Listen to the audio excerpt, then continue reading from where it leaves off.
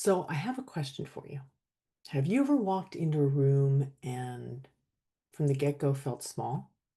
And not because anyone said anything, and not because you did something wrong, but because something inside of you whispered, I don't belong here, or I'm not good enough to be here. Have you ever mistaken then the loudest voice for the most confident one, and then wondered if your softness or your quietness meant that you were weak? So let's unlearn that thinking together. Hi, I'm Lisa Steindorf. Welcome back. I'm an executive coach with the Forbes Coaches Council. I'm a conflict resolution specialist, and I'm also the creator of the Core Success System, an empowerment framework that allows you to live with clarity, ownership, resolution, and excellence. So before we begin, do me a favor. Go ahead and like the video, subscribe to the channel, and share with someone else who needs to hear that quiet confidence is actually real power, because that's what we're going to talk about today. So let's start with clarity, redefining confidence. And I'm going to say we've bought into a lie. And what I mean by that is our culture has taught us to believe that confidence is loud and strong and outgoing. But confidence isn't volume. There are people who are confident who may be gregarious. I'm not saying that. But confidence is not bravado or dominance or being the loudest one in the room. Do me a favor. Think of someone you know personally or in your social circles or even a public figure who appears confident because they're loud or they dominate the room or they beat their chest with bravado and talk about how great they are. That's not confidence. And actually, I'd even venture to say that they somewhere inside do not feel confident, even though many people would have a hard time believing that. Because if they truly felt confidence within themselves, they wouldn't have to do that. They wouldn't have to announce it to the world, right? And so try this out now. Think of someone whom you respect, someone who is excellent at what they do, shows up with all their skills and serves or uplifts other people, and they don't talk about it. They don't broadcast that they're competent or they're helping other people. They show up with all of whom they are. That's confidence in action. Yeah. So true confidence is actually presence. It's the ability to be with yourself and also as yourself, right? That you're congruent, that you trust who you are to show up and you bring that to the world around you fully and without needing to prove anything or persuade anybody or perform it, right? Because you simply know it. There's no reason to go through all those gyrations. But we've been taught to believe that when we're loud and commanding and extroverted, that equals confidence. And there are some people who are confident or are naturally outgoing, but that's only one type of expression. That doesn't mean they're confident, right? Confidence can be expressed in many ways, but its genesis is inside. It's the center of who you are. It's not the appearance that you convey, right? Confidence isn't like a costume you put on at Halloween or at a costume party. It's who you are in your core. So I'll share a story with you. Years ago, I worked with a seasoned professional, and she was excellent at what she did, but she never raised her voice. She never interrupted, and she never sold herself. Like she never told people, I did that thing over there that was so successful. She just did it. And then if other people took credit for it or if nobody did, it was fine for her. But when she spoke, people listened because she had that calm, that presence about her, right? And her clarity was magnetic. And she didn't vie to get ahead of other people, and she didn't put herself down and or others down either. She didn't do the opposite either. She didn't melt, right? She showed up with her whole self and lifted others up as she went along, and she was humble. And from the many people who threw their hat into the ring for the CEO position when it became available, she was the one actually that the board chose for that high level executive position. Her power, that internal presence, that's what gave her that position, that confidence, not projection. And if you're familiar with the book Good to Great, some people aren't. It's a business book, which can be a little bit boring, but this one is really actually quite interesting. They define leadership in there, and the leaders of really great companies that have gone from really being good companies to phenomenal companies, consistently the leaders were humble, they were quiet, they encouraged people, they didn't toot their own horn. Everything that we're talking about here, right? That's a great leader. That confidence comes from presence. So clarity means we must first redefine what confidence feels like, not only what it looks like. Okay, so let's talk about ownership.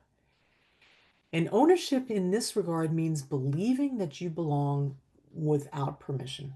You don't need permission to know that you belong.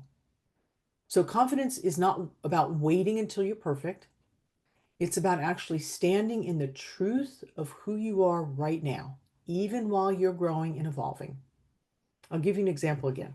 I lived in Germany for most of my life, but I went there as a very young woman and I did not speak German when I arrived. So I made a lot of mistakes. I wasn't fluent at all. I had to learn the language. It's not an easy language to learn, I can tell you that. And I made mistakes left, right, and sideways. Actually, I made mistakes in everything, not only the language, but from cultural knowledge to social mores, like I really was clueless. But I had a dream that I wanted to help reduce violence in schools. So I charged ahead and I created a program with a partner of mine, and it went international in peace education because I owned the idea that I belonged wherever I was. Right? So even with all the mistakes and all the bumbles and all the things where people are like, I can't believe she did that. I cleaned up my messes, I apologized, and I learned and moved on. So ownership is claiming your space as you are, not after you lose the weight, not after the certification, not after you learn the language or fix whatever part of it is you think you need to. It's knowing you belong right now. So let's break this pattern, right? Too many people think that we need someone else to validate our presence or our value before we can own it. A boss, a parent, even a partner, and we sit there and we wait for them to do that before we own our own value. You get to own your own value. Confidence isn't given, it's claimed. And knowing and owning your worth is a totally internal choice. It is literally a decision to say, I am worthy and I am worthwhile. Yeah. And you get to do that right now. So owning your presence means showing up with self-respect, even if your voice shakes, even if you're unsure, right? Like I was with all those mistakes I made and I still do. But if you're the only one in the room who thinks differently, that's okay. You get to say, I belong because I am, not because I earned it. That's ownership. All right, let's talk about resolution, calming that noise inside our heads, right? So even when we may appear externally calm, that noise can be very loud, that inner critic going and the fear of being judged or the memory of past failures, right? And it goes, it's always going. The Buddhists call it monkey mind, right? Always going on. So resolution is the act of acknowledging that noise and maybe even speaking it out loud or gently quieting it, right? It doesn't mean silencing yourself, but also not denying your truth. So resolution is really bringing together its alignment of knowing your worth and refusing to let your fears or your inner critic control your worth. All right. So confidence isn't about the absence of doubt or of fear. It's the ability to say, I hear that, and I'm going to move forward anyway, right? I'll share another story with you. So when I was working, I was facilitating strategic planning, and I was asked to speak with the board to get things together. And the chairman of the board, there had been some problems in the company, and the company had my information that I was going to be helping the whole company with the strategic planning process. And so I had this meeting with the board to talk about logistics, and I brought up a subject matter. I don't remember what it was anymore, but I said to the board, I said, so there's this problem and these ideas and these comments from employees. And the CEO looked at me and said, how do you know that? I said, oh, well, because people have been reaching out to me via email. Why are they reaching out to you? I said, I don't know. I had thought that my information had been shared, and so people were connecting with me and sharing information. This CEO went ballistic. He got angry at me. Who do you think you are? Why are people connecting with you? You have no position here. I mean, he just started attacking me, and I'm sitting here with the whole board, right? And I knew that I was there to serve a purpose, and I wanted to serve that purpose, but there was definitely a problem going on being attacked that way. So in that moment, I did feel unsure, but I also then spoke my truth. I said, I feel very uncomfortable right now. I don't want to be sitting here. I don't deserve to be attacked for your employees contacting me. I would be glad to speak with you about this in a respectful manner at a later point in time because that's not why we're here right now. We're here to talk about the strategic planning process. And I want to continue in a respectful and a professional way. And it was amazing. The whole board just picked right up on that and we moved forward. And later the CEO actually apologized to me. I was shaky. I was nervous. It was a very uncomfortable situation. But there's that resolution of bringing together that internal knowing of my value and also acknowledging the fear or the uncertainty in that situation. So let me ask you this. What if the doubt you feel is not evidence of failure? What if it is actually evidence of your strength growing, like in the example I just gave you, right? So what if the hesitation you feel is that it's your body's way of self-checking? Is this safe? Is this a good thing to do right now? So resolution comes when we realize that fear doesn't mean that we're broken. It means that we're really caring about something and we're concerned that the good thing happens, right? And we get to move with the fear. We don't have to be ruled by it. We can move through it. We can work with it. So I invite you to try this practice, okay? The next time you feel small or unsure, and I did this actually in this situation, put your hand on your heart and you can say to yourself, I am safe and I'm strong and I deserve to be here, right? And let that truth really settle deep, deep inside yourself, and you will be amazed how that fear either dissipates or it moves to the side. And the hand on the heart is helpful. It's a physical anchoring, okay? So that's how you can resolve that internal uncertainty with the knowing of your value. All right, let's talk about excellence and how I'm going to say quiet power is actually real power. So true excellence is not performative. It's not showing outwardly some great thing. It's being authentic. It's showing up with your whole self as your whole self. That's really excellence. I'm going to give you an example. It may be overused, but it has a lot of worth. Think of a mountain. Mountain. Any mountain that you really love. I love the mountains, but just think of one mountain. It doesn't shout.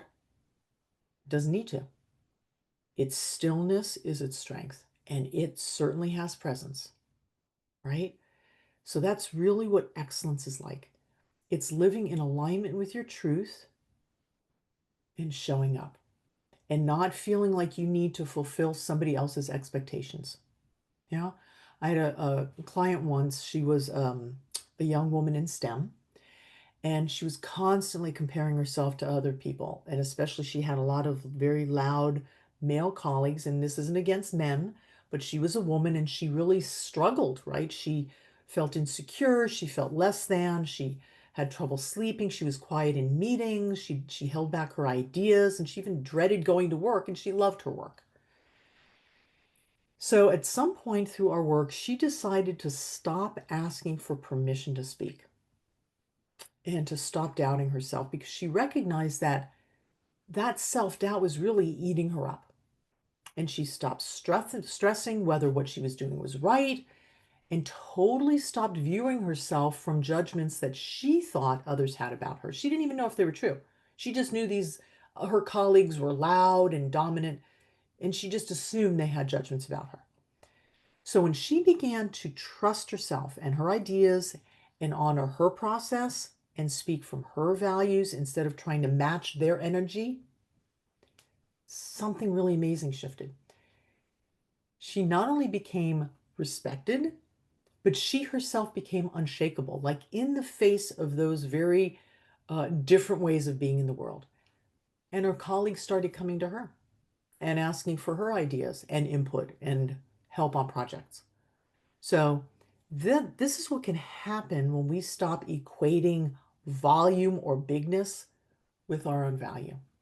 So confidence is not a performance. It literally is a practice. And internal excellence is steady and it's often quiet. It's not rushed and it's rooted in your purpose and not in anybody else's approval. So let's pull all that together. Okay, we've got clarity that reminds you that confidence isn't loud, it's aligned. We've got ownership, right? We're going through core, C-O-R-E. Ownership, that means claiming space before you feel ready, before you walk in that room, knowing that you deserve to be there. Ownership, resolution, quiets the critic with self-compassion. It's bringing that alignment of fear maybe or uncertainty together with knowing that you are valuable. And then we have excellence, which means your power does not have to be loud in order to be real. So if you're naturally introverted, or if you've ever felt overlooked, or if you've even just believed that the lie, right, that louder is better or, pompous is confident, it's time to actually come home to your own power, your real power. And that doesn't need an audience to exist. Simply be and trust yourself that who you are and how you are is perfect, just the way you are. So if this video helped you reclaim a little bit more of your inner truth, go ahead and hit the like button and subscribe for more videos on reclaiming self-worth, and share this with someone whose quiet power maybe you admire.